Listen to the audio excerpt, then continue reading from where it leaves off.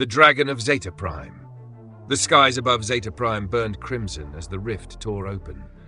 This was no ordinary skirmish on the colony planet's surface. It was an invasion from another world.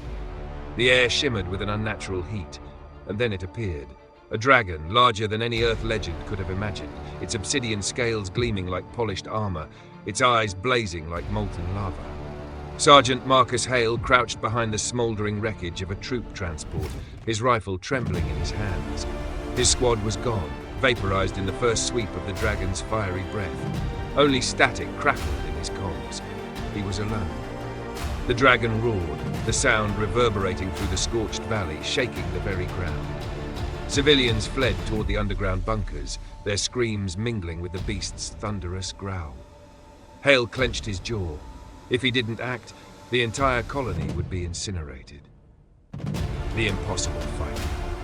Marcus darted across the battlefield, keeping low as the dragon swooped overhead.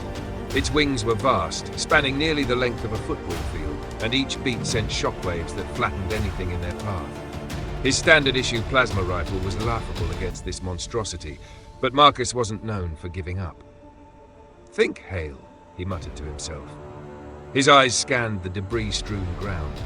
The colony's anti-aircraft turrets had been obliterated, their twisted remains smoldering. He spotted a downed mech suit, a heavy combat exoskeleton used for mining and defense. It was damaged, but its missile launcher was still intact. He sprinted to the mech, dodging plumes of fire as the dragon turned its attention to a fleeing transport ship. The ship didn't make it far. The beast's tail, tipped with razor-sharp spikes, lashed out, cleaving it in two. Come on, Marcus hissed, yanking open the mech's control panel. Sparks flew as he ripped out wires, bypassing damaged circuits. The dragon, as if sensing his defiance, landed with an earth-shaking thud. Its head swiveled toward him, nostrils flaring as it inhaled deeply. Marcus dove behind the mech as a torrent of white-hot flames erupted. The intense heat melted nearby metal into glowing puddles, but the mech's launcher remained intact. He climbed into the cockpit, his movements frantic, and powered up the weapon. "All right, big guy," Marcus growled, gripping the controls. "Let's see how tough you really are." A battle of wits. The dragon charged, its claws gouging trenches in the earth. Marcus fired the mech's missile launcher, the rocket streaking through the air. It struck the dragon's chest, exploding in a burst of plasma. Smoke obscured the creature for a moment, but when it cleared, Marcus's heart sank. The scales were scorched but intact. "That's not fair," Marcus muttered as the dragon roared, shaking its massive head. The beast lunged, slamming into the mech with terrifying force. Marcus was thrown against the cockpit wall as alarms blared. He grabbed the controls and activated the mech's mining laser. The beam lanced out, slicing through one of the dragon's wings. The creature shrieked, a deafening sound that sent Marcus's ears ringing. Black ichor oozed from the wound, sizzling as it hit the ground. The dragon staggered, but it wasn't done. It lashed out with its tail, striking the mech and sending it tumbling. Marcus groaned, blood trickling down his forehead. The mech was on its side, and the dragon loomed over him, jaws opening to unleash another fiery blast. Desperation spurred him on. He yanked a high-yield explosive from the mech's emergency kit. "If I'm going down, you're coming with me," he snarled.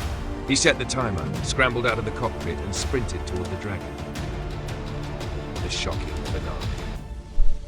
As the dragon inhaled, preparing to incinerate him, Marcus hurled the explosive into its open mouth. He dove into a crater as the dragon's fire roared past him, scorching his armor. The beast reared back, its throat glowing ominously as the bomb detonated within. For a moment it seemed like the dragon might shrug off even this attack. But then its eyes dimmed, and its massive body began to shudder. With a final pained roar, it collapsed, its body hitting the ground with a thunderous crash that shook the entire valley. Marcus lay there, gasping for air, his ears ringing. He forced himself to his feet and approached the fallen beast. Its body twitched once, then went still. He stood there, staring at the massive carcass, a mixture of awe and disbelief washing over him. Hours later, rescue teams arrived, finding Marcus sitting atop the dragon's corpse, his rifle resting across his knees.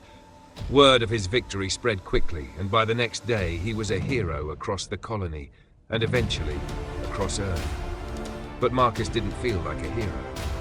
As he stared into the dragon's lifeless eyes, he couldn't shake the feeling that it hadn't been just a beast. There was intelligence behind those eyes, and its presence raised unsettling questions. Where had it come from? Were there more? For now, Zeta Prime was safe, but deep down, Marcus knew this was only the beginning. The rift that brought the dragon hadn't closed. It was still there, shimmering ominously in the sky, and somewhere in another world, something was watching, waiting.